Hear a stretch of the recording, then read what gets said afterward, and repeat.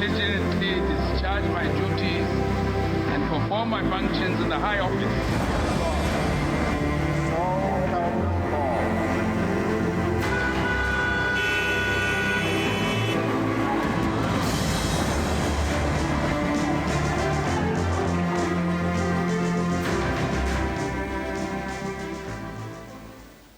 Greetings, you're watching Beyond the Ballot, a program aimed at providing with updates and analysis on the latest developments buzzing in the corridors of governments and politics. And today we are in Sandton, Johannesburg, South Africa, to observe, the deliberations of women in strategic sectors of the economy, deliberating on issues of financial inclusion where women are concerned. This is a gathering that forms part of the G20, summit that is set to be held in November this year here in South Africa.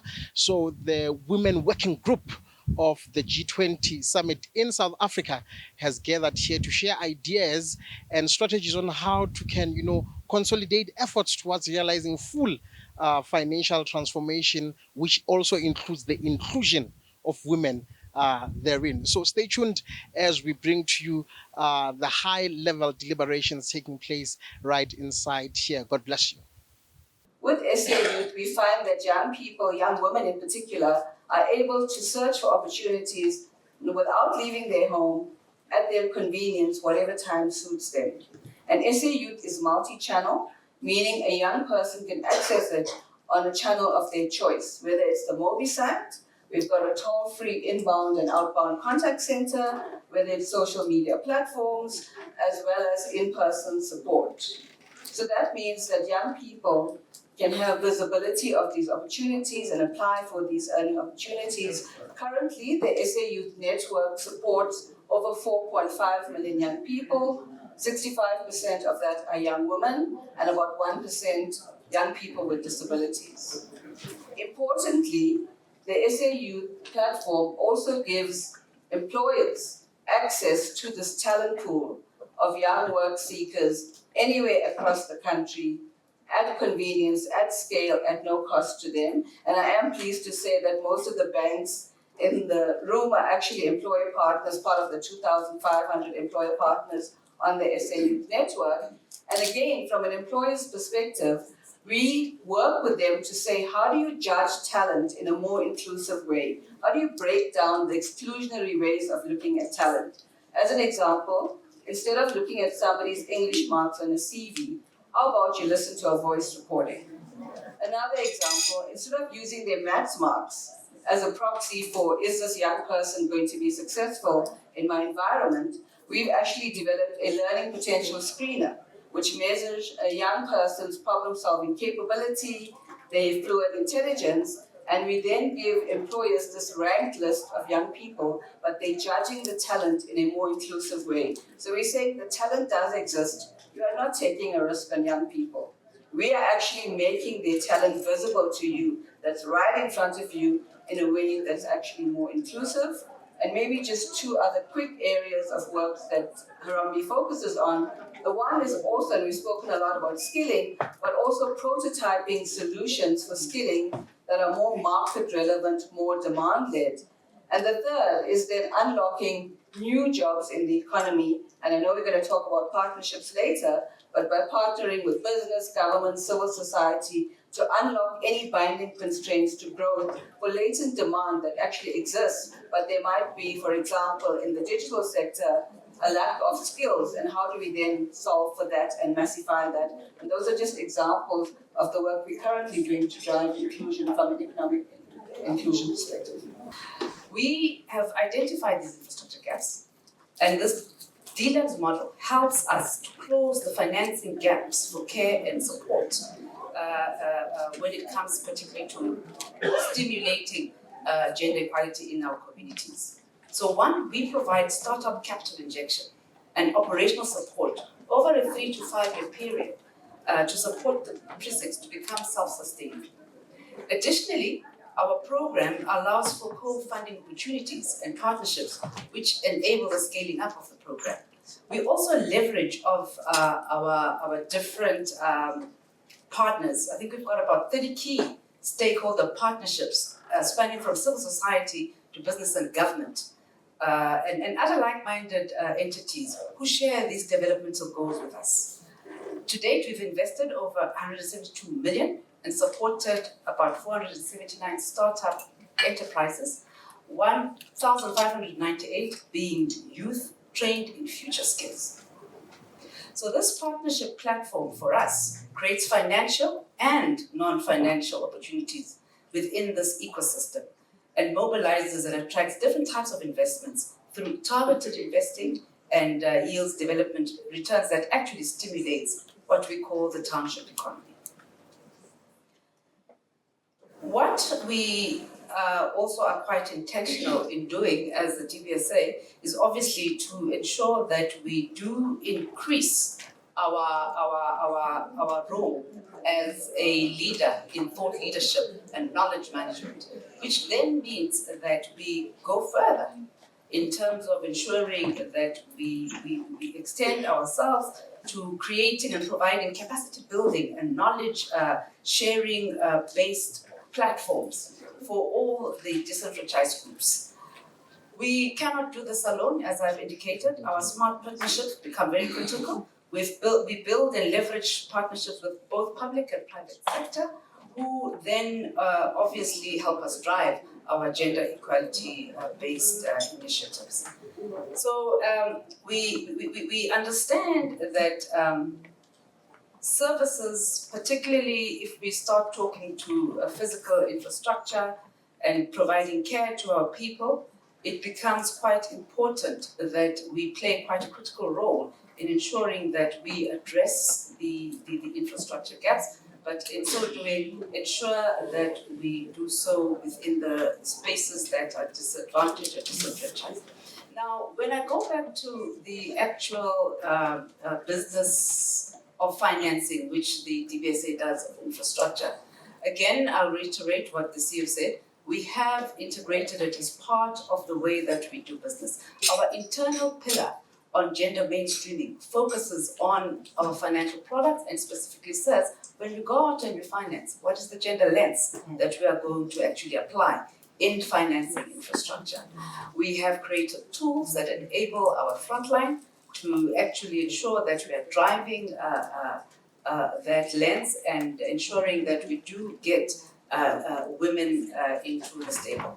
One of the things that we have been asked to do as a gender mainstreaming team, how do we come together to solution for this? So for me, the call to action is there is a platform. We made sure that it's called the African Women Impact Fund. Standard Bank is a sponsor, so that when you want to come and play, that there's a space for you. It's not wearing a blue blazer, which is why I'm not wearing one, to make sure that it's open to all. Because as I'm going to say this again, these women that we are funding, I attended a call which I shared with most of the fund managers that we're in the group with, a Radiant group that's set up by mostly women coming through from Nigeria who are investing in running business of over $500 million. The platform is really to make sure there's funding for these women.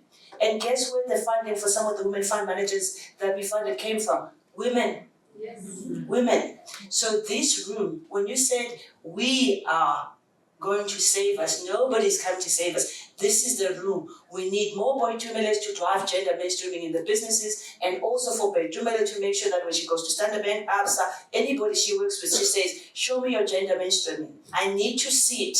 I don't want to hear about how many women are sitting in the bank. What is the business doing? It's a call to action.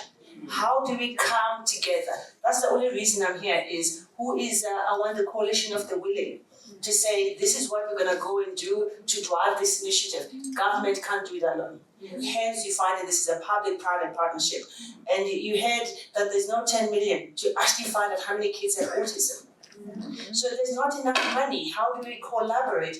We'll tell you, I jumped on the call and I was asking, there's 15 groups. What are the declarations we're taking forward? Because if there's 25 of them, we're in trouble. We need to make sure there's 3 that we all can rally behind that are inclusive. If we're talking about them, we know this is the one thing that's going to make sense for all of us. And for me, the call to action is gender mainstreaming and how do we collaborate. And I'm very happy that I'm able to make sure I make the call.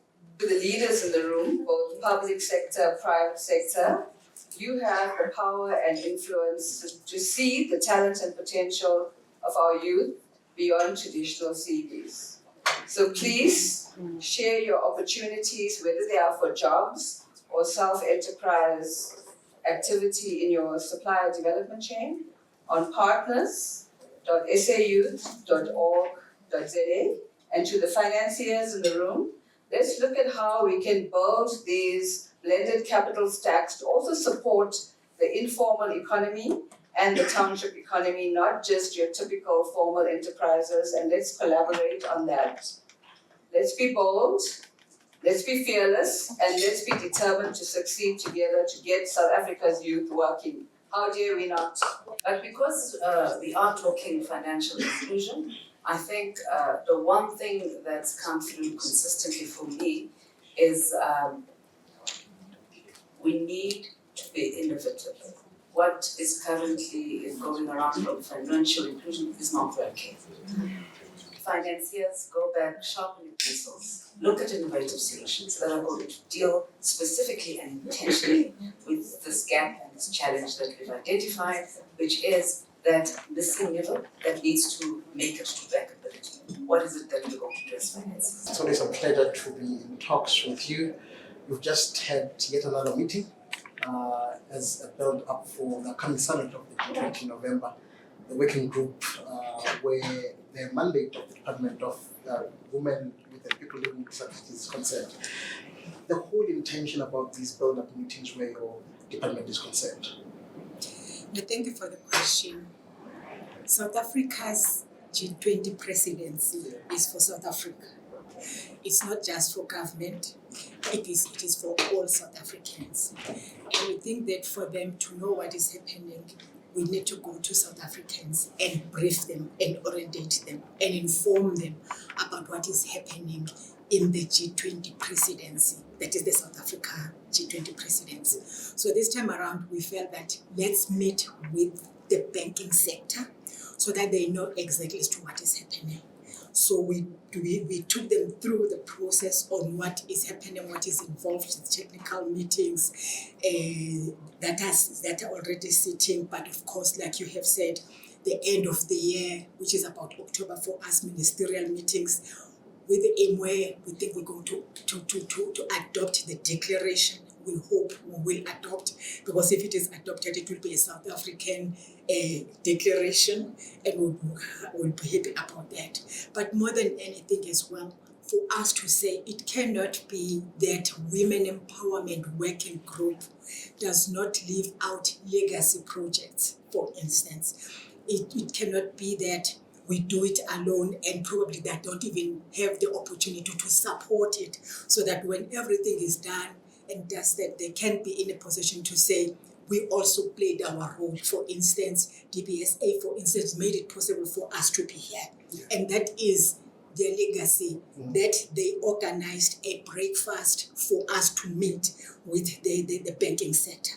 So we're saying to them, if you want to participate, if you want to support in whatever kind of resources, you are free to do that. But more than anything, to then say to them, G20 presidency, it has come and it will go.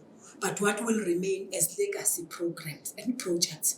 And that is exactly what we presented to them, to say, we want to come to you and explain, for instance, what we refer to as Emerging Industrialist Accelerator Program. And we said that program, we want to accelerate the production of industrialists in sectors such as energy security, in sectors such as maritime, in sectors such as, for instance, agriculture, and other sectors for that matter that we have identified. And we have actually identified projects in all these sectors. And some may require financial support from them, but for them just to know.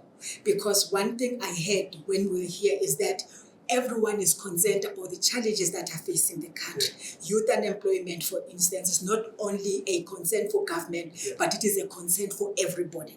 And that therefore means that if we were maybe to present to them to say, these are the projects that we think they can actually be legacy projects post this G20 presidency, but it might require some support, then that's what we are doing. But one other thing that I was happy about, maybe before I talk about the disability inclusion, was the sector saying, we are working in silos. And we will be very happy if this department can coordinate us so that the resources that we have put together, they can actually impact even more than when we do it separately, sometimes even duplicated.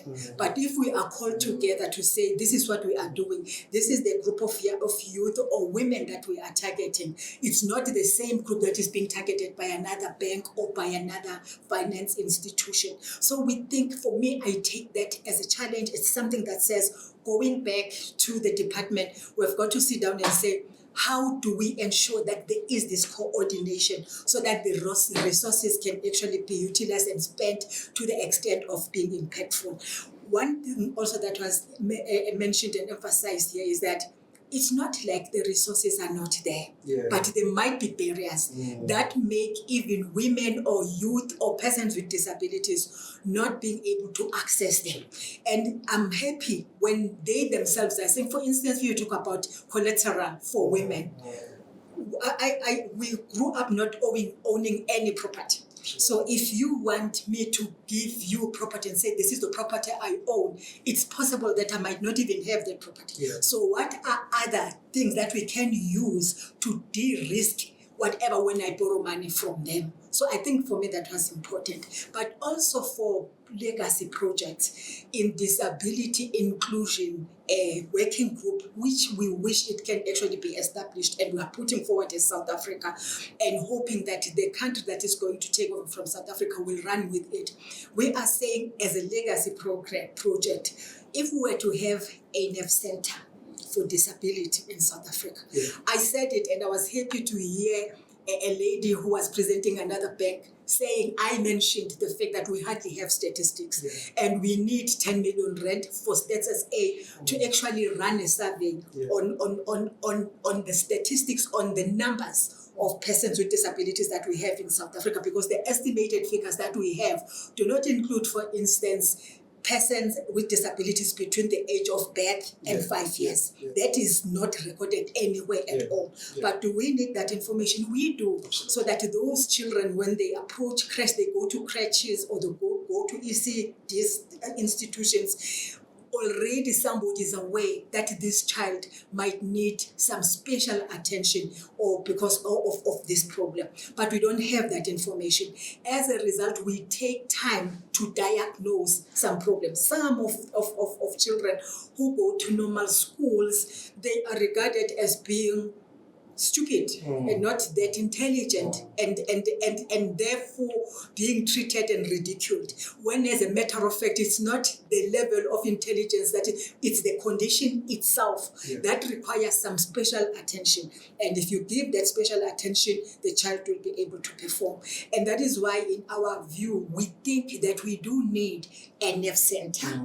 I wish we could have, I wish somebody was able, even if the private sector was to say to us, we are more than willing to come build, operate, and then transfer. We will be more than prepared to say, do that, so that we can then have this information about our persons with disabilities. And if that was to be a legacy project that our G20 leaves us with, for me that will be something to celebrate, because then we're going to have research conducted about persons with disabilities. We're going to have all the information that we require. We're going to know as to where they are, for instance. We're going to know as to whether they are at school, which schools are treating them better. We're going to train teachers, for instance, and we're going to look for, we're talking about AI, but we might actually take things that are done and have been successful in other countries, but may not be suitable for South Africa and may not fit our country. And therefore we'll need something that is also able to say, no, yes, it's AI, but what will be suitable for South Africa because of 1, 2, 3, 4 reasons is this kind of AI. And that is why we will be very happy. We go to countries, we see, for instance, Braille tiles, a Braille infrastructure, for instance, roads, etc. Can that work in South Africa? We might think it can. It's something good to import from other countries, but find that maybe, I'm just making an example, maybe because of crime, it probably might not work in South Africa. I am not saying it will not make, but I'm just making example. So we need something that is going to work in South Africa, and that NEF Center can assist us in all those areas. The teachers that we need to train, where do we train them? Do we really need to train them in universities, or should we have other institutions so that they're able to assist our persons with disabilities? And we think that if we're to have something like that as a legacy project, then we will say this is what G20 presidency for South Africa delivered, not only for South Africa, probably for the region, because I believe it might be the first of its kind in the SADC region and possibly in the continent. And how then do we assist our neighboring countries and the continent as such? That would be another matter. So we're looking at this, and we said to them within 2 weeks, we're coming to your institutions. And we were very happy when they were actually uploading that to say, please come, because it means you are action oriented. We can't have this breakfast talk and then we go back, and something must happen after that. So yes, indeed, as we live here, I expect that the department will be calling these banks, these finance institutions to say, we're coming on such and such a day. Can you organize your senior people who can take decisions, so that they're able to say, hey, we can help, or maybe give us time to think, and we agree on timelines. Amazing. Minister, one of the underlying factors impeding the realization of transformation, including the access to finance, is bankability of projects. Ideas, without a shadow of doubt, are there. We've got very visionary women in strategic sectors of the economy emerging as entrepreneurs. And for me, the underlying issue, I call it the invisible elephant, remains that of a non-decolonized education, which has not empowered people with the right mental tools to can be able to position themselves for transactions in boardrooms that matter the most.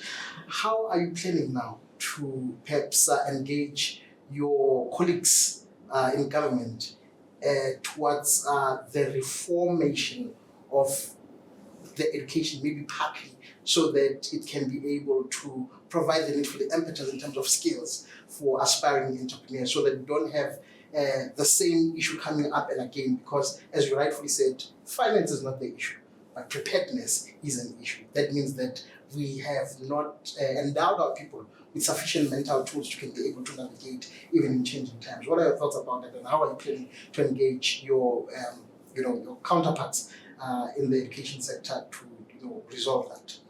I think one of the ladies who spoke about skills and training. To say you might have a good idea, but you don't have the skills to ensure that that idea is pursued from A to Z. And I think that is important. In government, we've got quite a number of policies. For instance, we have the gender responsive planning, budgeting, monitoring, evaluation, and auditing framework. It actually says for anything from start, as you plan, you've got to think about gender issues as you budget. So it actually talks to even the National Treasury. It talks to the Department of Monitoring and Planning to say, as you monitor, amongst the things that you should look into for the Department of Health is not only whether they are providing medications to patients, etc., and taking them to theatre, but to say, what are the benefits of women in the whole value chain of the medication that you are using, of the papers that you are using, of anything that you are using? Where are the women in that case? It talks to the police to say, it's not only about you going out to arrest people, but to say, all the resources and the tools that you are using, how are women benefiting out of that? But also, how are you protecting women in their businesses, etc., etc. So we have got those policies, and we have ensured that when we monitor as a department, we check all those things. But of course, there are challenges, as we have said even here, that there are some barriers right now. If you set, like I've said, if you set the requirements for me to be the same as those for Bab Chikunga, my husband, already you have excluded me. because the house that we own is in his house, is in his name, depending on our type of marriage. If it is not in community of property, it is only him who can use that house that we both own. And therefore, if I go to the bank to borrow money and they want a collateral and that collateral must be our house, then already I'm excluded. And Babchi Kunga is advantaged. And those are the issues. So it's not only within government, it is throughout the value chain. And that is why I'm happy to hear the banking sector saying, no man, we've got to go back and come up with women tailor-made and tailor-prepared requirements and strategies that so that it's easy and it is possible for women, whilst we take into account the risks that go with such decisions. So for me, it's about all of us. One other thing that I liked about the discussions here is the issue of working in silos, because that's another matter even in government. You're going to have trade and industry, you're going to have small business, you're going to have NYDA, but we hardly know as to who is doing what. You know, and it's possible therefore to duplicate. And the emphasis here is to say, let's coordinate. So government must coordinate, private sector must coordinate, civil society must coordinate, so that all of us working together, and they are saying, you department, you are in a rightful position to can ensure that. And I look at myself and I say, I hardly knew that I have so much power as a matter of fact. So mine is to say, private sector, banking sector, what are you doing? ABSA is doing this, Standard Bank is doing this, you are duplicating, and you have got X amount of money. If you were to work together and not compete even where you are not supposed to compete, when it comes to women empowerment, when it comes to persons with disabilities, universal access, ensuring that it happens, then of course we can deliver even more. We can address the challenges that we are facing as a country. If we can support some of the projects, like we are saying, that of accelerating industrialists in these sectors, because even if we're talking about energy security, it's not only government involved in that. So it's everyone. But how then do we ensure that we produce these industrialists from young people, and we mentor them, we support them until they are able to stand by themselves? And for me, these are the issues that were discussed here today. And it's a day for me well spent. And I think there are things that we are taking back to the department. And what is critical is then to say, we've had this breakfast. It cannot be that 10 months down the line, nothing has happened. When we come back to meet with them, we must be able to say, at that time, these were the challenges. And this is how we've resolved some of the challenges. And probably at an implementation level, at a higher level, at a secondary level, we are then meeting new challenges for secondary level, not for primary level. Amazing. Just the last one, in the interest of time, I can have a conversation with you literally the whole day. But the issue of the declaration, you said that that would be a key highlight or a key success factor, indicator rather, for this G20 from the lens of your department. How far are you with canvassing for its adoption? Are we gathering what we need to gather, if it's numbers? You know, we identified our priorities, 3 of them: K economy, financial inclusion, gender-based violence, and femicide. The first meeting in February, we presented this to the G20 countries, and then of course they were discussed, and it was overwhelming support. And again, now in May, we then focused in the main on financial inclusion, but not, of course, in neglecting others. And therefore, it was, again, focusing on this one. There's a lot of support. And then, of course, in July now, we'll now be starting to draft the declaration by our technical people. They will now be drafting the declaration and looking at those probably concepts that we might use and that might create some problems. Why is it so easy in South Africa, for instance, to talk about gender, but in other countries, it's a word that is avoided. There would be countries that say, if you talk gender, you are not meaning women. You know, gender can be a man, it can mean males, it can mean women, gender, and therefore they will have problems with the concept gender. Yeah. And we're looking at that to say, which words are we going to use that will still mean what we mean, but probably that will be acceptable to all. Yeah. We talk about femicide, for instance, and loosely so in South Africa, but other countries find it difficult to actually come with just overarching decisions with regards to femicide, and probably will understand in other countries the practices are such that, so you'd want again to try and accommodate everybody without losing the real meaning of what we want to achieve. Yes. Once we do that and we agree on those concepts that are debated amongst the countries, then of course I think it will be easy. And if we take it to to October, and it gets adopted, it will therefore be South Africa's declaration. Yeah. We'll decide on whether we say South Africa's declaration or we look at the venue of that meeting. Yeah. If it is at Elukwatini, where I come from, it may as well be Elukwatini declaration. I wish it was going to be Elukwatini declaration. But that is what it will amount to, and it will outlive all of us because it will be the first of its kind. Remember, Brazil, it could not be adopted because of the use of concepts. Yeah. And with a country, just one country saying no, but we disagree, and we therefore could not agree on that one. So we'll now be persuading one another and trying to be as accommodative as possible. But what we will not want to compromise is the meaning of what we are talking about. Femicide is femicide, and we feel very strong about that. If that can be accommodated, then we'll use. If we've got maybe to describe femicide, then actually using femicide, we'll still do that. And if we've got to, again, to talk about women instead of gender, I think it's something that we can also consider. I'm just making an example. So that is where we are.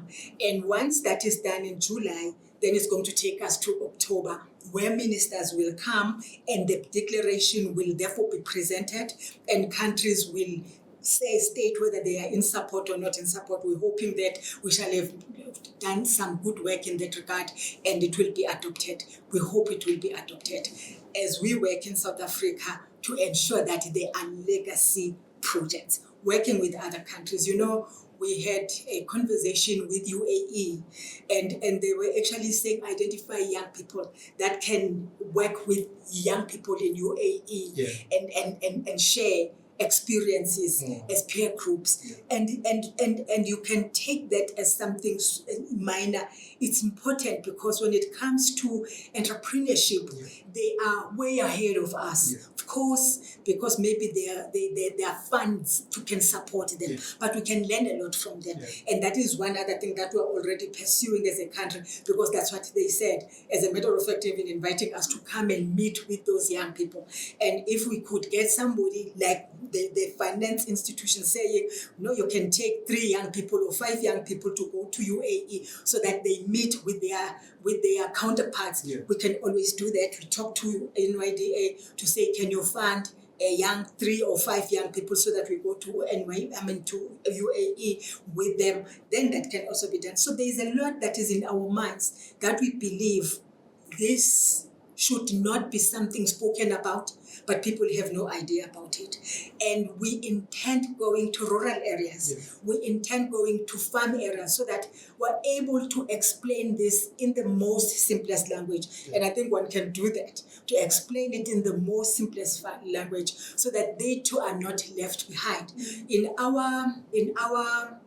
our working group technical meeting that was in Northwest, we invited women to come and sell their projects, their products. And I can tell you now, one of the products that was sold out immediately was products of Insango. Cannabis, yes. And we're like, if we can get more of that, because people are buying those products. I bought one myself. It softens your hands like, that cream. It softens your hands like nobody's business. So it's all those things. We're going to Mpumalanga. We are going to invite women also to come and sell their handcraft, their ballpoints, with bead and South Africa flag, etc., etc. And what we also have said is that maybe they will need, as we're talking about skills training, they will need somebody to just train them on pricing, on pricing, so that you don't sell this paper to me 5 rand, and again somebody who uses a euro and dollar and five rand, because it doesn't happen like that in other countries. When we go to other countries, a room that will normally cost 2,000 rand per night, when it is such events, it will increase to 20,000 rand per night. And therefore we may not encourage that, but I think we can train our people to price better. Amazing. Now, welcome to Love Well Set. Powerful, uh, you know, dialogue that we've just witnessed and participated in here. Your thoughts from the UN Women perspective? Thank you very much. I think from the perspective of UN Women, what really stood out is the need for more public-private partnerships in terms of realizing the priorities of the G20, specifically for the empowerment of women working group. And what we appreciate is that beyond the hosting of the G20, that there are possibilities to have legacy projects, particularly looking at priority area on the care economy, both paid and unpaid, as well as financial inclusion for women, and also on the priority area for gender based violence and femicide. So we are happy to see more collaborative efforts towards G20 commitments. And just a brief elucidation about the mandate and the role of UN Women in the context of South Africa, but also the broader African continent. So UN Women is really mandated to look at issues around gender equality and women's empowerment, and we work quite closely with the Ministry of Women, Youth and Persons with Disability to see this mandate, as well as supporting the country's development agenda focusing on women, youth and persons with disabilities. We are also, just perhaps to mention, technically and financially supporting the Department of Women in their chairship of the Empowerment of Women Working Group. So UN Women remains committed to collaborating with the government and supporting the South African government. And based on the deliberations that we had here this morning, what do you think that going back you will champion as an advocate where the mandate of organization is concerned, in as far as the agenda for strategically emancipating or advancing women in strategic sectors of the economy is concerned? Mhm. I think all the priorities areas of the specific working group, the Women's Empowerment Working Group, really encompass what UN Women focuses on. Specifically for the South Africa Multi-Country Office, we are focused on women's economic empowerment as well as ending violence against women and girls. So I think the three priority areas specifically speak to the work that we're already doing, and it gives us the opportunity to streamline our respective efforts in order to see more women and girls in South Africa specifically being emancipated and reaching some level of gender parity across all walks of life. Going into the G20, what do you think should be uh, so trumpeted in the table that matters the most, where women and, I want to say, youth as well, issues are concerned? Because women and youth in this part of the world are casualties of common structural vicissitudes. What, in your own thinking, should be the most trumpeted conversation? I think what really stands out from the perspective of UN Women is that there's currently a global backlash on the rights of women and girls, and the G20 provides an opportunity and a platform to really reiterate the importance of having gender equality, not just having gender equality as a preferential process in society, but that it benefits the whole of society, and looking at gender equality and women's empowerment as a human rights issue, and ensuring that this remains in the global governance agenda, not just within this current year in 2025, but it moves beyond South Africa's hosting of the G20. It was such a very fruitful dialogue because now we are not just talking about issues challenging women, but there are also now solutions. We've heard from the banks, Standard Bank, your likes of IDC, where they are showing that they do have funding. Funding is not a problem to support women-owned businesses, So it's a very it's in a good direction that now, as we know, the challenges of business owned by women, we lack a lot of funding, so that we can create more jobs and also prioritize on empowering more other women. So it was a very, very, we saw the support from the Deputy Minister and the Department of Women and people living with a disability. So I'm happy about this discussion that, as women, as we come together, we need to have solutions. We even heard from Harambe that they even have further solutions where they even assist young women to be in the job, seeking better with resources. And you're talking about coming together, partnership. You are a testament of, resilience, hard work, and tenacity where entrepreneurship is concerned. I want you to now speak to us about the place of collaboration in navigating the structural, challenges, including the demand for collateral, whilst being in the pool of a lot of funding. How can we really strategically leverage the place of the component of collaboration, especially amongst SMMEs, to can overcome those challenges? Collaboration, to be honest, is a new currency. You can go far alone, as the African proverb says. If you want to go further, you must travel with other people, because people don't only bring the collateral that you'll need, but they'll bring skills, they'll bring support, they will even share their networks. So it's very important that we collaborate so that we can grow something bigger. If we really want to make change in South Africa and in Africa, we need to bring real change that can be tangible. So if you are alone, unfortunately, it will take even longer. The mistakes will be a lot because of your limited capacity. So I'm very, very happy that now we are, seeing that, and we can see even today, it's from government stakeholders, private sector, and even from us SMMEs. If you empower a woman, you empower the whole nation. So the more we empower each other, the better for our country, so that we can get more of economic, growth that we need. And just the last one, a lot of people see you from afar. I think some want a moment with you, to have coffee and ask us to how did you get where you are, whilst you are still, navigating your way to the ultimate destiny as far as your vision is concerned. The fundamental qualities that emerging female entrepreneurs should embody to make the needful change in as far as economic transformation is concerned. So if you can look at our business that I'm running, the Perfume Co Africa, it's mainly women entrepreneurs who have joined and partnered with us. So everybody brings something. They bring their skills to market the brand. They bring their money so that we can buy collectively huge stock. So I've seen that, what has happened with our growth. It's been 3 years, but we've got over 150,000 distributors, all not only in South Africa, but also in neighboring countries like Zimbabwe, Swaziland, Mozambique, Lesotho, Namibia, because of what? Collaborations. So we've seen that it's growth in any business or any organization. You need people that can support the same vision. So our vision is eradicating one bottle at a time. Eradicating poverty one bottle at a time. Poverty one bottle at a time. Yes.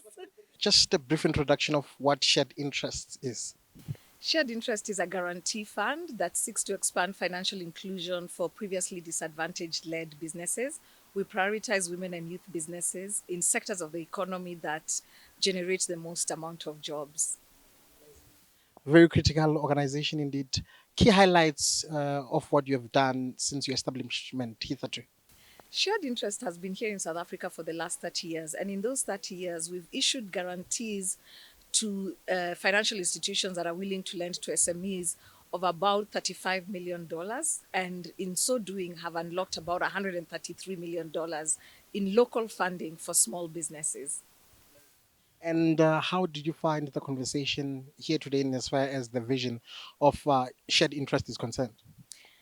Currently, there's a $42 million gap for funding for women in Africa. Therefore, one, this conversation by the DBSA was necessary, but it was very, very productive as well, because women's financial inclusion is very key for Africa and for South Africa. But given that there's such a huge gap, the conversation has to move now from us understanding the problem to us devising more solutions.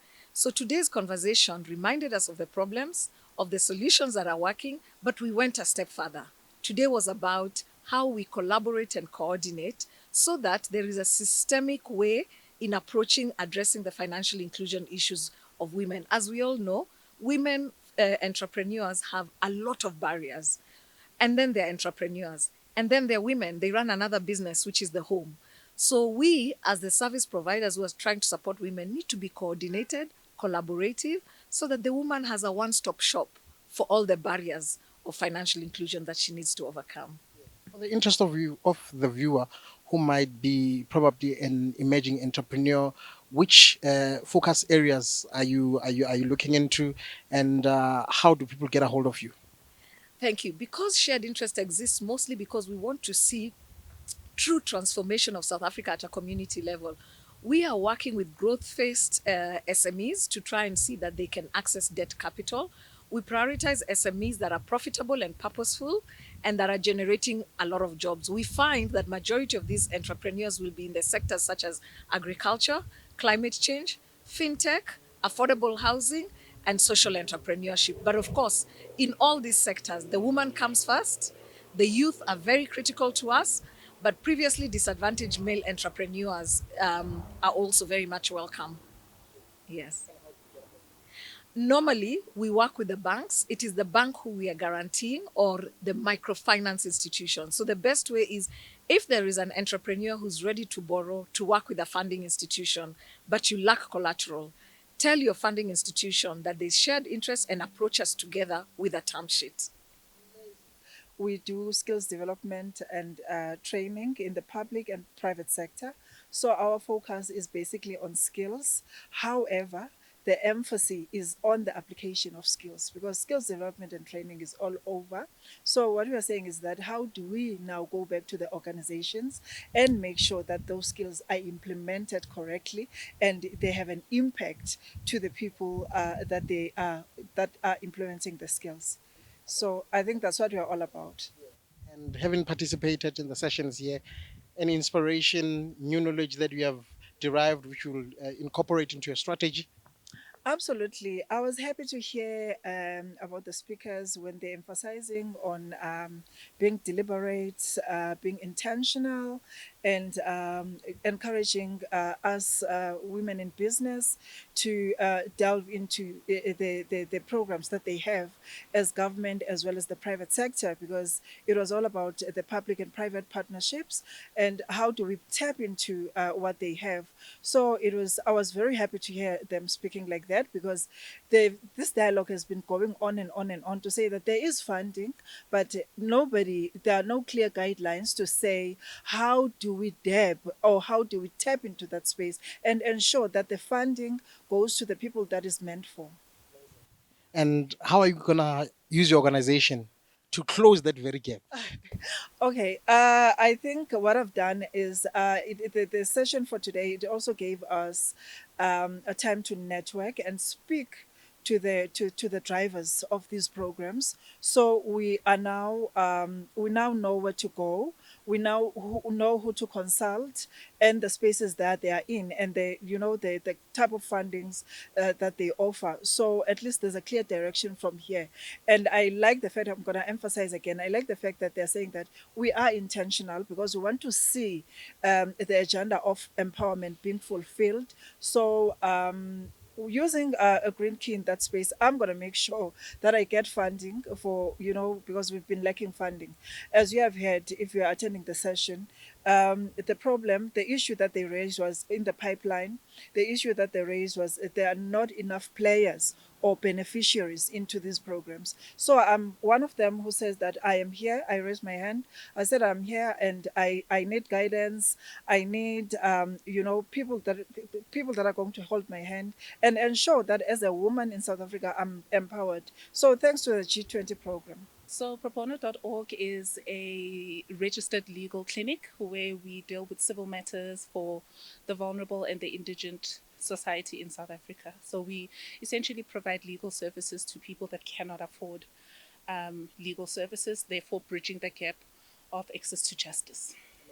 And do you provide this strictly to women or anyone who falls under the bracket of PDIs or disadvantaged individuals? Yes, so we have a mains test that we have within the organization where if clients come in, we do a sort of like an aptitude test to see that they do really fall under indigent and vulnerable. But for vulnerable, our biggest marginalized communities that we work with are women, children, men as well as persons living with disabilities, the elderly, and of course, there are cases of massive public interest that we also take up on.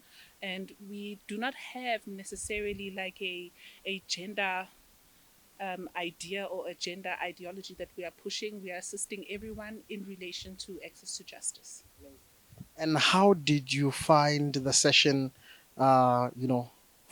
here today? Was it good value for time and a bit of resources spent to converge? So in this particular sitting, I do fall under the Empowerment of Women Working Group for the G20 South Africa, as well as the Disability Inclusion Working Group, the newly established one. So today's breakfast roundtable was really an eye opener to see that there are what can I say, or how can I put it, that there are solutions, like local solutions to local problems that we are having within society. It's just a matter of us bridging those gaps and really sort of like linking A to B so that we can all see the future of South Africa moving forward. And if you were to say, what would be a success indicator of the upcoming G20 summit that we are set to host in November? So I think the biggest success indicator that I would like to see is the inclusion of everyone. So there must not be a certain group that must be left out. If we can all hold each other hand to hand and move forward within the G20 South Africa aspect, I think that for me would be the biggest success indicator. Not the amount of member states that came, not the amount of delegates that were there, and not the amount of traveling that we've been doing for the past 6 months. But I genuinely do believe that if we can actually physically see the fingerprints of the G20 and all the talks, all the deliberations that we've been doing behind or in camera, all of the deliberations now being like physically manifested within our society, that I think would be the biggest success indicator for the G20 South Africa. All right, that brings us to the end of our special coverage today. That was the G20 Women Working Commission or Committee of South Africa deliberating on issues concerning financial inclusion where women are concerned. We hope that you have gathered insight, you have gathered information and inspiration that you can leverage to advance your cause as a woman in the marketplace. So till the next exciting episode of Beyond the Ballot, stay tuned to Love Well Said. Send us your questions, your comments, your thoughts, and ideas about how we can really continue to engage and inform the discourse in the political landscape across the African continent. God bless you. Do swear that I will faithfully and diligently discharge my duties and perform my functions in the high office. So help me God.